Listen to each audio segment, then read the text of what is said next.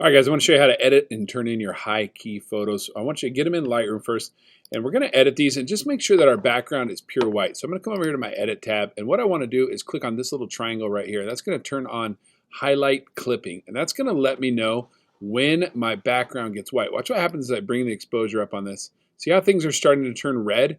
That's Lightroom's way of saying, hey, this is getting really bright, and what I want is at least the edges, like right here and right here, to be pure white. So I want that to be red. The problem is that's also going to make her face pretty bright. So you got a couple of different options here.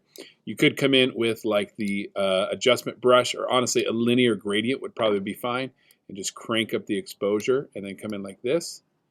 And you can see that's giving me a nice white background. That's giving me a nice red clipping warning there. We'll put another one over here. And this is just going to make sure my edges are pure white. And I also want to make sure the top, basically all of my sides, except for the bottom, right where she is, I want that to be pure white. So I'm going to be good with that. Let's come to this next photo. This one is already solid. I got my clipping there. And this one's pretty solid too. Let's see if I can fix it with just bringing the exposure up slightly. I can, so maybe I'll stop right there because I don't want her face to get too bright. I'll come grab the adjustment brush. I'm going to paint in some exposure brightness here. Look at that turning red. That's awesome. I'm not going to worry about like getting precise right up against her skin. I just want to make sure my edges are pure white on all three of my photos here. I might on this one, if I come and turn off highlight clipping, I can see a little bit of a transition there. So I think what I'm going to do here is grab my brush and again crank up the exposure, but I'm going to expand this and I want to make sure my feather is at 100. So I want a really soft edge there. I'm just going to kind of paint in some exposure brightening there. And that's just going to kind of feather that edge a little bit for me and just soften it up a little bit, make it look a little bit better. There we go. So now I'm going to export these three images by clicking on the first one, holding down Shift, clicking on the last one, right-clicking and choosing Export 3 Photos. Choose Export.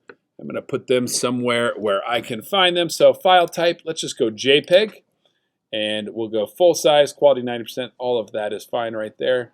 I'm going to export 3 photos. Where is it going to save them? Wherever I tell it. So I'm going to put it in my photography folder.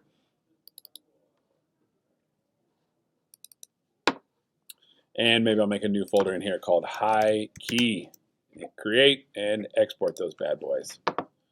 While those are exporting, I'm going to jump over to Photoshop. I'm going to go to Create New. And let's go to inches here. And let's try like, I don't know, let's try.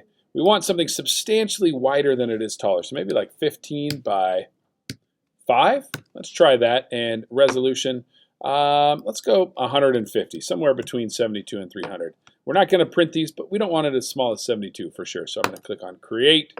And I'm on the Crop tool, so let's get rid of that. So just click on my Move tool. And it looks like everything is pure white here. I'm just going to go ahead and go to File, Place Embedded here. And I'm going to start loading up those images that I just exported. So I'm going to go to my folder again. And find my folder. And find High Key. And let's just start opening up these photos and dropping them in there.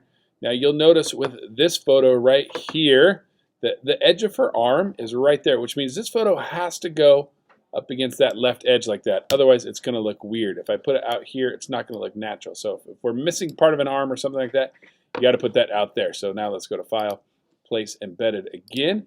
And our goal is just to get all 3 of these photos in here. Make this one a little bit bigger so that it fits on here. And if these were my real photos, I would have edited them to all look the same. Like if I was going black and white here, I'd go black and white on all of them. Let's go File, Place, Embedded one last time for this last photo.